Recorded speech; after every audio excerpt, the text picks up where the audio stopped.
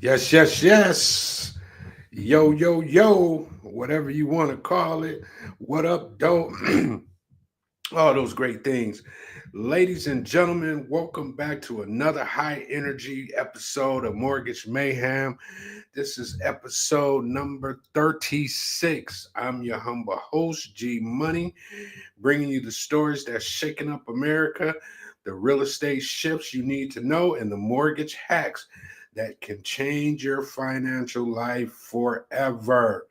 We've got breaking political moves, Detroit updates, housing market alarms, new airport rules, and a wild dating app study that will make your head spin. Let's get into it because today the mayhem is real, folks. Let's do a little housekeeping real quick and then we'll get right into it.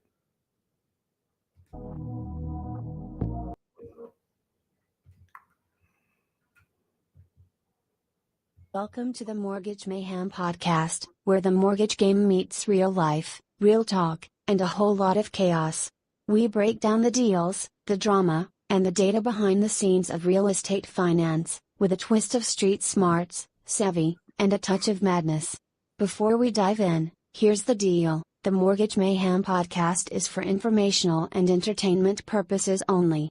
We are not attorneys, CPAs, or licensed financial advisors, and nothing you hear on this show should be taken as legal, financial, or investment advice. Always consult a licensed professional before making financial decisions. Welcome to the Mortgage Mayhem podcast. Welcome, welcome. Know we always got to get that out the way.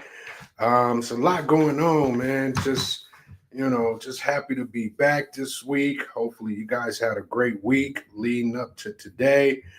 I'm still a little under the weather, which is crazy. This sinus stuff, it's a whole different animal. That's why I'm trying to stay warm, sweatshirts, beanies, all that old good ish to try to get back to some normalcy. But it's been tough, but I'm manning it out.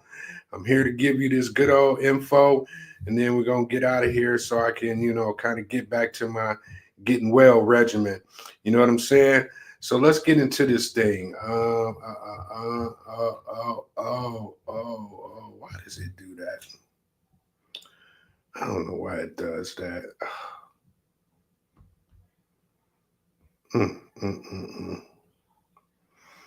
All right, we might have to freestyle this thing. Freestyle this thing. Freestyle this thing. What do we got going here?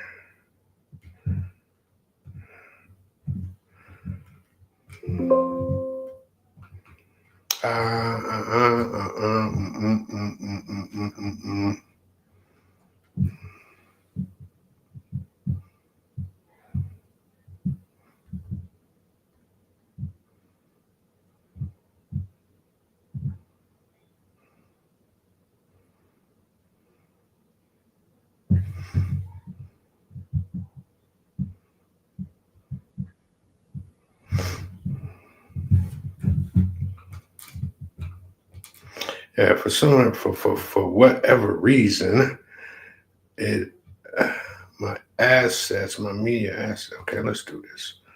Let's redo them all, folks. I apologize. This my studio, for whatever reason, it does some crazy stuff. Okay, here we go. Back in business. All right, so first up, I didn't even know this, folks, but let's bring this up. Uh, this just threw me for a loop, for real. The Catholic Church in Detroit, with a famed mural depicting Jesus as a black man, has been saved from permanent closure thanks to an ad hoc group who fought to keep the parish alive. St. Charles Lawanga, formerly known as St. Cecilia, on 10400 Stopple Street, held his last mass in mid-October after the Archdiocese of Detroit had declared months earlier that the parish on the city's northwest side needed to shutter due to costly building repairs and dwindling membership. The image of a black Jesus is part of a mural in the church and domed ceiling behind the altar. It was created in 1968 by local artist Devion Cunningham in response to the changing demographics of the area. The 1967 civil uprising in Detroit and the civil rights movement, according to various media outlets, including a 2023 interview by the Detroit News. So this was crazy. I didn't even, I mean, like I said, I went to Catholic schools growing up. I ain't never seen no black Jesus in nobody's church. So to even know that this existed, it was kind of shocking to me. And I wanted to bring it up, of course, just to kind of talk about it a little bit. I don't even really know how to wrap my mind around it, to be honest with you. I just know it was something that I just wanted to bring up, because at the end of the day, all the Jesuses that you ever see in churches is a white-eyed, white face, blue-eyed, Jesus for the most part. That's in black churches, that's in white churches, that's in wherever you go. So for somebody to have the kahunas to do this, I just felt like, let's just talk about it, because it's just something that, you don't see. And I didn't even know this type of thing existed. And for it to be right in my backyard, to me, I feel like I gotta go and pay it a visit. I'm not Catholic, but like I said, I went middle school, high school, Catholic schools. So I'm familiar with, everything that they're talking about.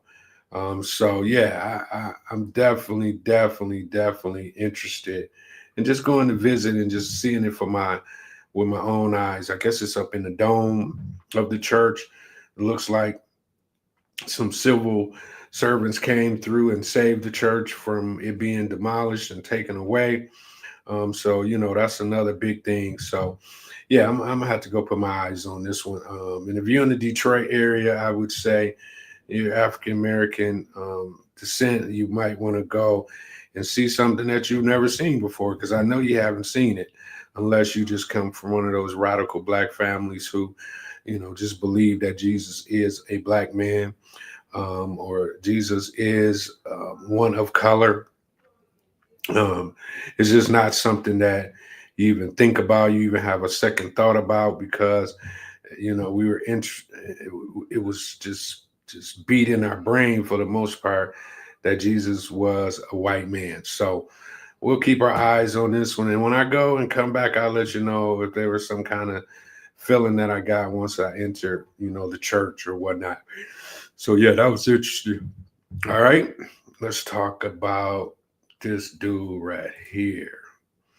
So Donald Trump has pardoned former Honduras President Juan Orlando Hernandez, who was serving a 45-year prison sentence in the United States for helping to traffic hundreds of tons of cocaine into the country. Hernandez has served just 4 years of his sentence.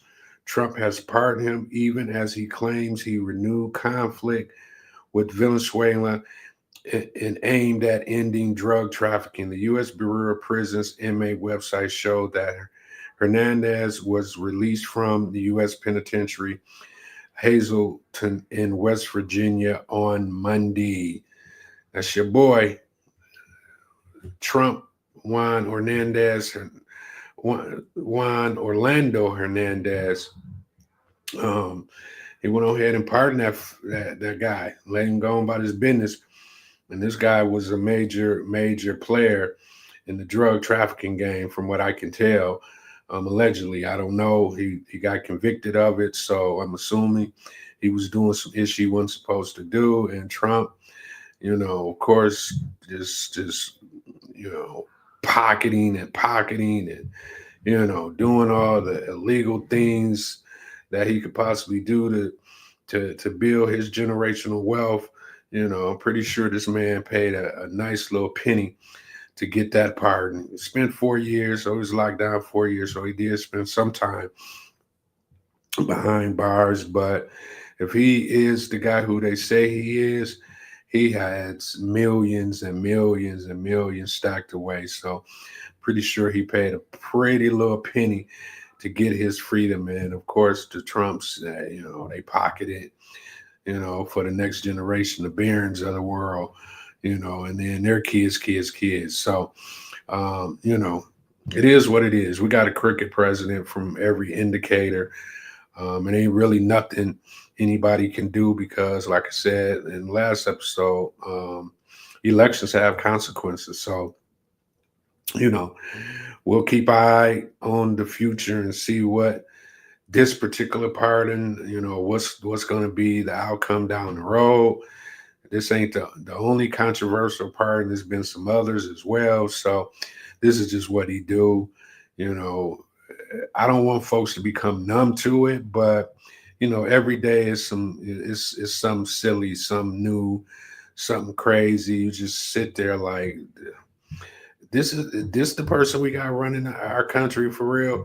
We're just not used to it. So, you know, and we ain't even shit. We just got through a year.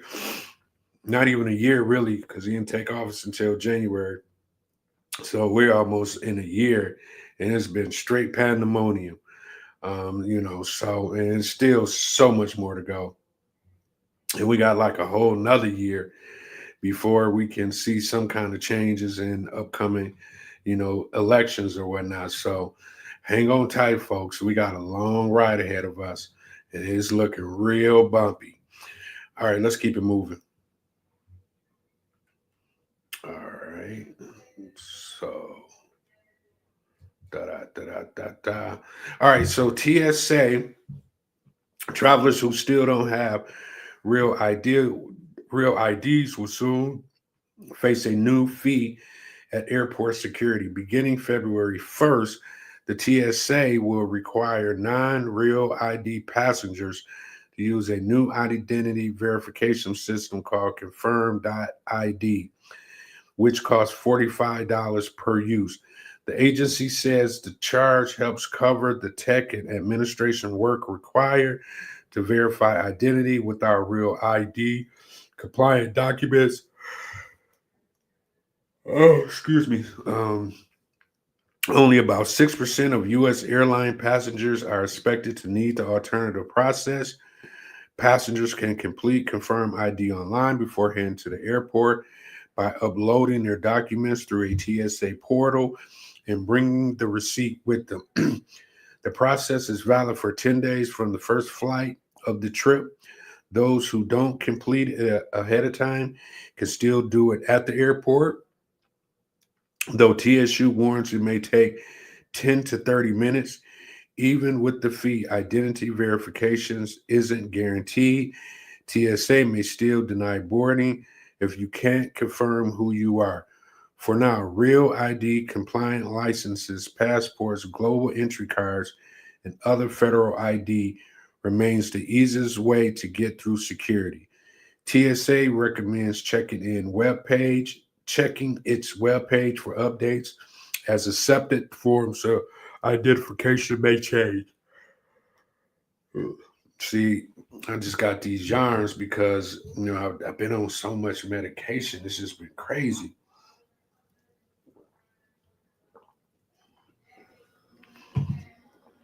Just bringing y'all into my world a little bit.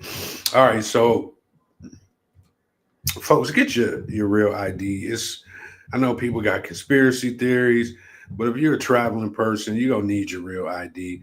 And typically, once you get your license renewed or whatever the case may be, that's when they, issue you the real ID. So just so you don't have to be going through this, paying all this extra money, get into your local DMV and get your real ID so you can move accord and move through the world the way you're supposed to move through the world.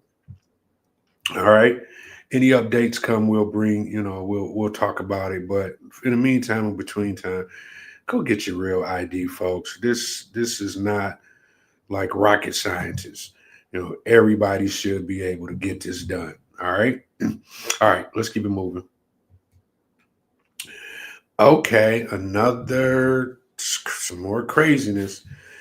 Alina Habba is out of a job again after a U.S. appeals court ruled today that her reappointment to serve as U.S. Attorney for New Jersey was illegal.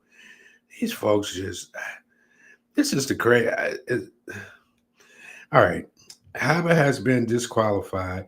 Alina Habba was appointed by, of course, President Trump to serve as interim U.S. Attorney for the District of New Jersey. Interim U.S. Attorney only serves for 120 days unless they confirmed by the Senate or given an indefinite extension by federal judges. When her appointment expired, federal judges in the state of New Jersey denied her the opportunity to stay on the job. They replaced Habba with a career prosecutor who had been acting as her number two. Attorney General Pam Bondi, another crazy individual in power, refused to accept this change because she wanted to have a U.S. attorney in New Jersey that would answer to her, of course. Bondi fired the prosecutor and reappointed Alina Habba as acting U.S. attorney for New Jersey. Today, the Third U.S. Circuit Court of Appeals in Philadelphia ruled that Alina Habba was illegally serving as the U.S. attorney for New Jersey, disqualifying her from the role. The federal judge says that the moves made by Pam Bondi were unlawful, of course, and improper. This means that in any cases Alina Habba has brought forward since July could be impacted or tossed out. Last week, charges against Letitia James and James Comey were tossed out because the interim U.S. Attorney for Eastern District of Virginia, Lindsay Halligan, was also disqualified. Alina Habba used her authority as interim U.S. Attorney to target elected officials like Congresswoman LaMonica McIver with bogus charges for allegedly storming an ICE facility despite video proof that refutes those claims. McIver pleaded not guilty to these charges, but a judge refused to toss the case. And, man, I am so sick of these folks just running around roughshod, doing whatever they want to. It just seemed like, I don't know what happened, like the world has just turned into a renegade world. Like the white folks got in charge and decided they want to be some of the crookedest folks on the earth. Like they couldn't wait to be crooked. Like they couldn't wait to do damage to the world, to the United States. And the thing about it, you just got people sitting back just seeing this. I guess the courts is batting it down or doing what they're supposed to do in their capacity to not let this craziness go on.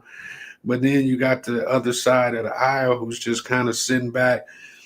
I ain't never seen no Democrats this week. I guess I'm really just getting into politics probably since Obama, and there was some folks there that, I just leading up to Obama, just his people that was out stumping for him, they were some dogs.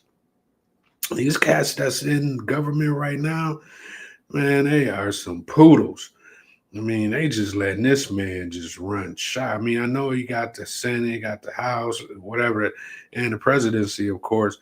But man, ain't nobody really putting up no fight. They talk a lot of ish, But I think, to me, the worst people in the world when it comes to stopping this mayhem is the fucking media.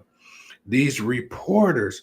I mean, how the hell do you sit there as a reporter and allow the president to call you piggy, allow the president to say you stupid?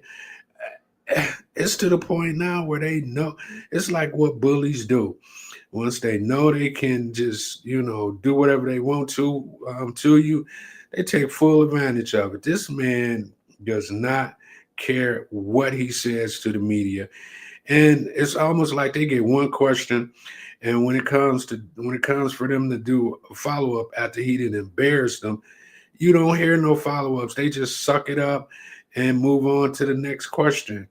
His press secretary, she be on the stump just doing the same thing, talking dead funky to these people, and it's almost like they all are weak as shit. I'm like, how do you get this job?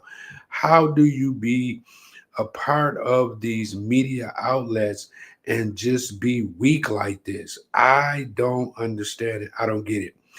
I just be wanting to just go in there and be like, so you're lying. And he'll be like, well, shut up. You're the worst outlet. ABC, CBS, you're the worst outlet in history. You guys are all fake news. Shut up. You stinky. You're ugly. And that's it. They don't do nothing else. They don't say anything else. They just take it. So to me, it's although they try to make it seem like the media, fake news, blah, blah, blah, the media and the reporters more so than the media too, but the reporters that is reporting on this ish, they got to be some of the weakest human beings to ever do the job. I mean, I don't know if it was all or it's always been like this, but wow. Most, other presidents didn't demean folks like this one, but I'm pretty sure they was heavy-handed in certain circumstances. And I don't recall when Obama was president or Biden was president, I'm pretty sure they had their way, but to be insulting and, just downright nasty, no, I don't think. I think the first, Trump administration and this one here is, you know, they really and truly understand, like, you know what, we could get whatever ish we want to get off, because these folks, they one question bandits. We'll They can ask us the question, we'll dog them. They never have no follow up. So, this is just going to be how we get our agenda through and say whatever it is that we want to say, because we know they're not going to do nothing.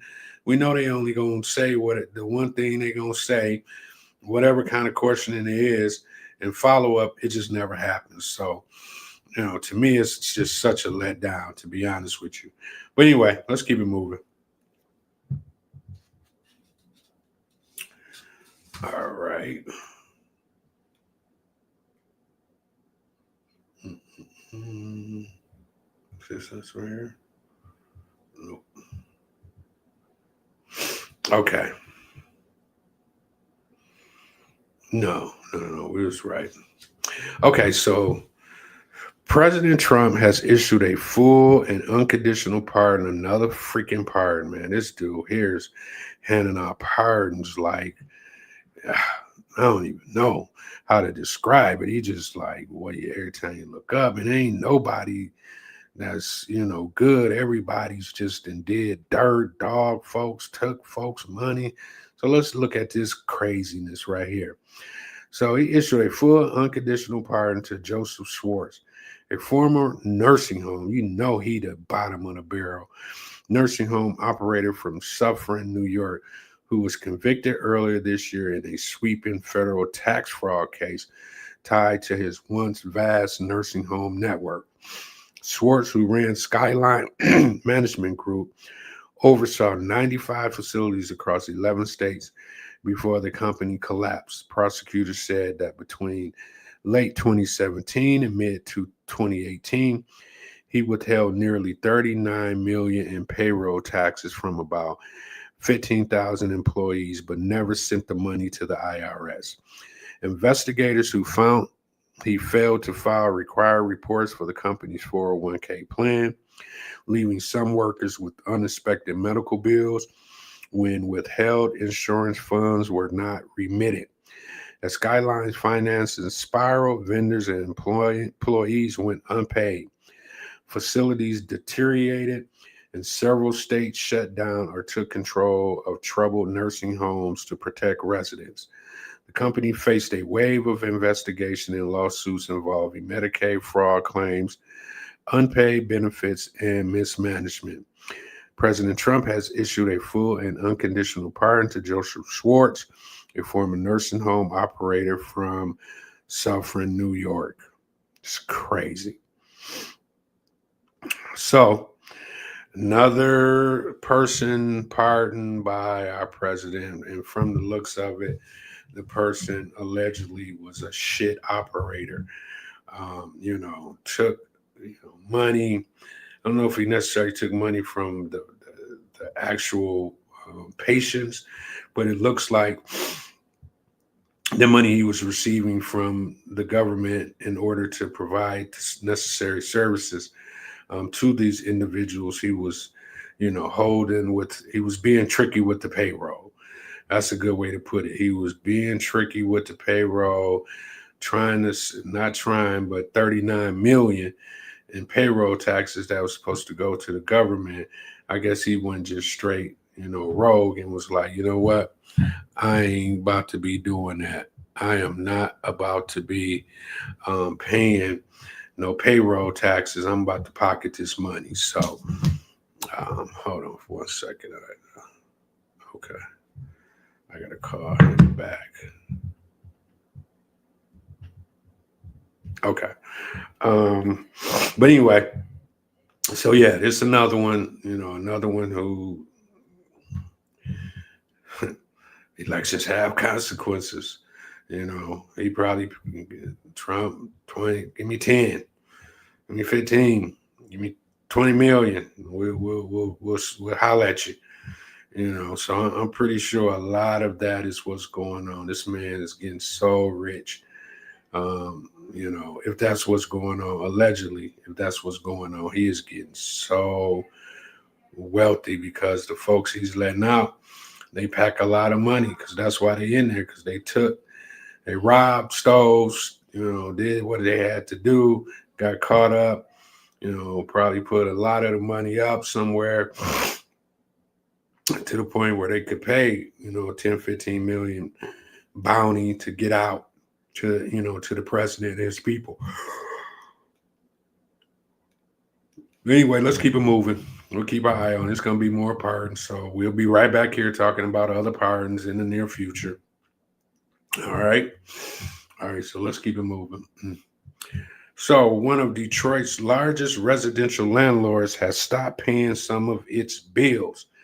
It's a sign of a revenue crisis built by a series of systematic challenges, and it paints a murky picture for the future of rental housing in a city where it's desperately needed. It's not just one real estate company's portfolio.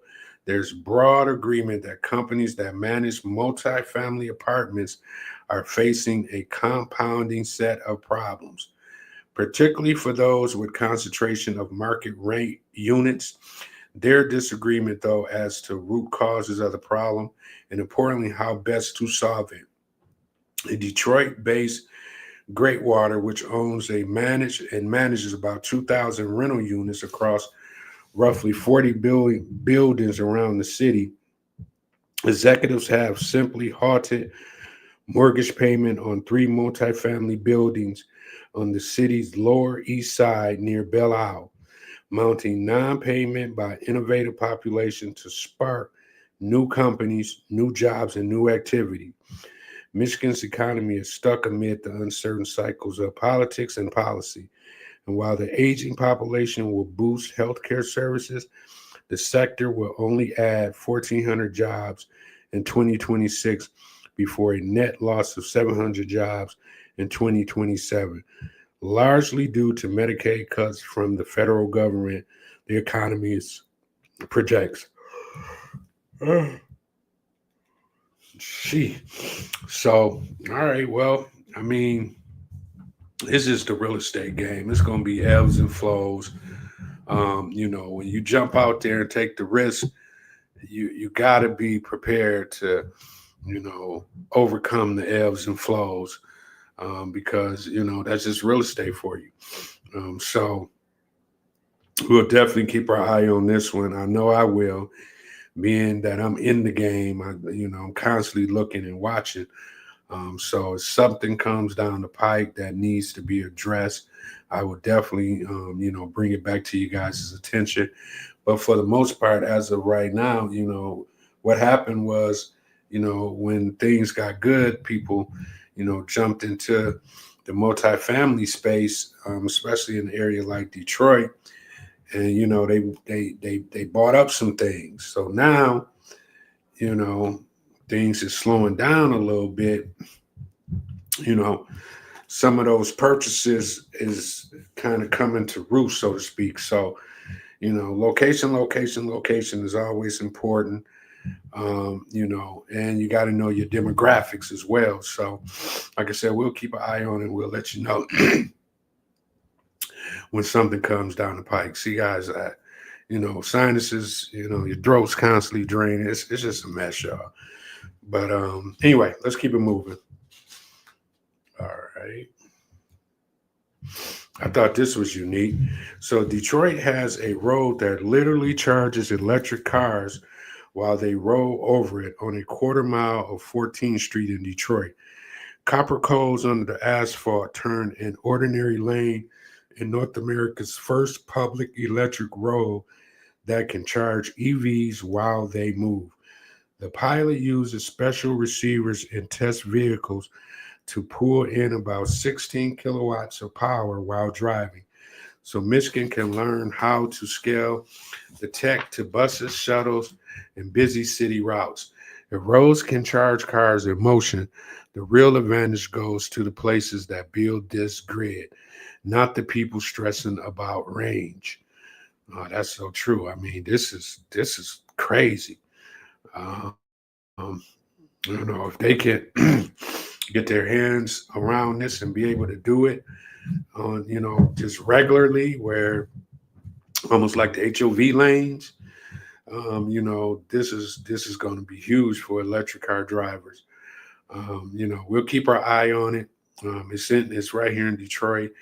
At some point, I'm gonna go and check it out and come back and let y'all know exactly what it is. But yeah, to see this, I was like, oh wow, this is technology at its best. So to me, this is a good thing. We'll see how, like you said, the distances it matters, because you just don't want to jump on there, get a little 2 second charge, 3 second, 5 second charge, and then you back on the regular streets. But if there's like I said, like an actual HOV lane, I think this will be impactful. So we'll keep our eyes on it, and we'll let you know once something comes down the pike. All right.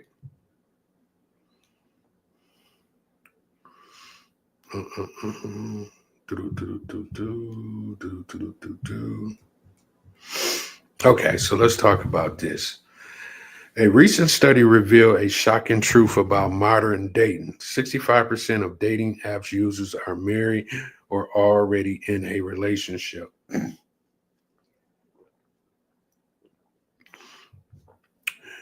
Excuse me. While dating apps have become a mainstream way to meet people, used by over 44 million Americans, that may not be delivering the meaningful connection people hope for.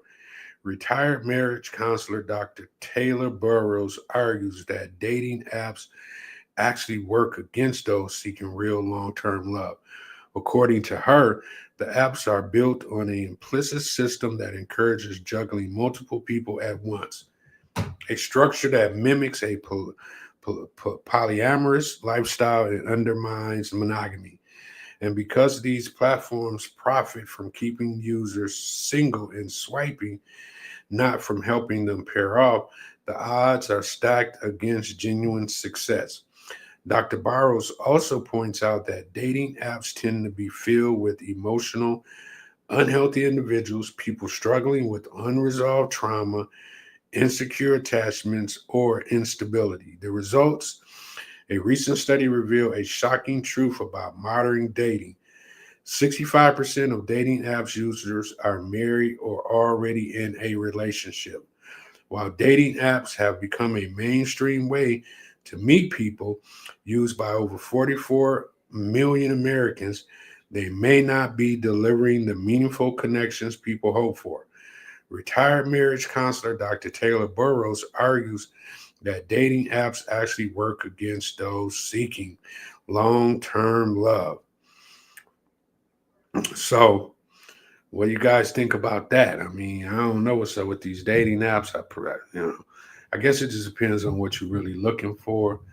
You know, if you get on there and you find somebody and y'all make a connection and you move it to the next level, then great. But outside of that, I think the dating apps are what they say. They're dating apps. So you dating folks, whatever happens while you're out there, it happens. But you're in it to in hopes that you find somebody that you can be with for a lifetime. So of course it's gonna be tough, finding that person, but because everybody's on there for hookups and quick encounters and in and out encounters. It's easy. You ain't got to leave your house. You can just pick people from screens, swipe, got this one, swipe, got that one. So, I mean, it's like everything else. It's a comfort app. You don't got to leave your house. You ain't got to go out. You could just talk ish behind the screen. You ain't got to have your confidence up. You ain't got to put on clothes. You ain't got to get in your car. You ain't got to drive. You do all this in the comfort of your home, lying in your bed. So I don't think this is going to go nowhere anytime soon. Hopefully, folks can start making some better connections. But in the meantime, just like dating without using the apps, it's hit and miss. It's going to be the same way with the apps. So I just thought I'd bring that to the forefront just to let people know, regardless, if you are on these apps, just make sure you out here trying to, really figure things out and find somebody that you can really break bread with. Or if you just, you want to just keep putting yourself in a situation that could potentially be harmful, then, you just keep swiping and keep, doing what you do on a regular basis with this one and that one. And of course, you'll just kind of find yourself in a situation that's going to be unfulfilling. And at some point, it could be harmful in some kind of way. All right, let's keep it moving. All right, so last but not least, this mofo right here is back in the news. Um, he got a Netflix dropped the 4-part series on Diddy, The Reckoning. I got into like the first episode, and then I had to keep it moving, and I'll finish it up. So when I come back, we could talk about it a little bit more. But it just seemed like they're just paying Diddy to be who Diddy really was. It's crazy. Like a lot of times, a lot of people you think they one way, but you never really know, who they really are. Especially these celebrities, you put them on these pedestals, and you hear all these stories, and you still put them on these pedestals, and make it seem like they larger than life. And then when it all comes crumbling down and you really figure out who they are, you try to act like, oh my God, I really didn't know. I didn't know. Get the hell out of here. Yeah, it's new. You know what I'm saying? You know these folks out here doing people crazy, from the bad contracts to the escapades that's happening, all across sorry about that, folks. It's just, it's sad, you know what I'm saying? And Diddy is for whatever reason, I think Diddy shouldn't have, 50 Cent was the executive producer, and it's almost like when you get in the crosshairs of 50, it's good night, Irene. You know what I'm saying? He is not somebody you want as an enemy. And And it seems like 50 said, one time back in the day, Diddy asked him to take him shopping, and he just, from that point forward, it rubbed him in such a way that he ain't never forgot, because in his mind, he felt like Diddy was trying to get him trapped up. So he always would be talking about it in interviews and things of that nature. And now he circled back and did a 4-part documentary on Diddy and his shenanigans. So we'll keep our eye out on that. Like I said, I'll dive into it a little bit more over the next couple of days. So by the time we come back next week, we'll be able to get into full details. But it don't look good. From the first part that I seen, Diddy was out there wilding again. I mean, somehow, some way, they got the behind the scene footages, like right up to the point where he was getting ready to go to trial. So it's a lot of ish, that they're bringing forth. So, we'll keep our eye on it. We'll let you know. Like I said, next time I come, I've been watched all 4 episodes of the documentary, and we'll be able to talk shop. All right. All right. So let's get into these mortgage hacks, realist mortgage and real estate hacks, and then I'm gonna get on up and out of here. Try to work on getting better. So next week, hopefully, I'll be in full-fledged how I was mode. You know what I'm saying? All right. So hack number 1, the escrow interest flip. Here's a trick most homeowners don't know. If your lender is over collecting escrows, you can request an escrow recalculation and a refund. Many people get $600 to $1,500 back instantly and a lower monthly payments. The escrow interest flip. All right. So hack 2, the 3 trade line credit boost. Before applying for a mortgage, add 3 instant update trade lines: Experian Boost, a rent reporting service, a utility reporting services. Most borrowers jump 15 to 40 points in under 30 days. All right, that's the 3 trade line credit boost. All right, track hack number 3, the 2-in-1 buy down cheat code.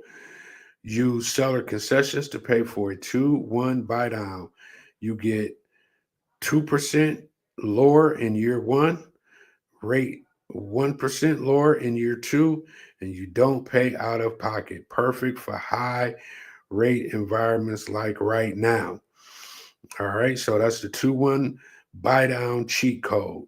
Hack number 4, the house hack trio strategy. Buy a duplex or triplex with FHA 3.5% down.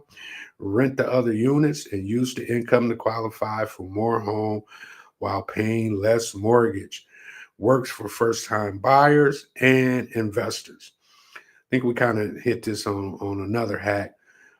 So those are the 4 hacks for you guys today. And that's just gonna wrap it up. I try to kind of get in and get out today. Like I said, I didn't want to not come up and give you some information to kind of walk away with today.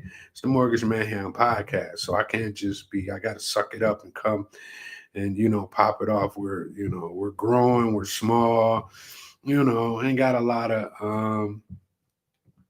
folks or whatever. We're picking up folks as we go. So and like I said, I do this for the love. This is almost like my therapy. So as time goes on, I know we'll pick up, the show will get better, cameras will get better.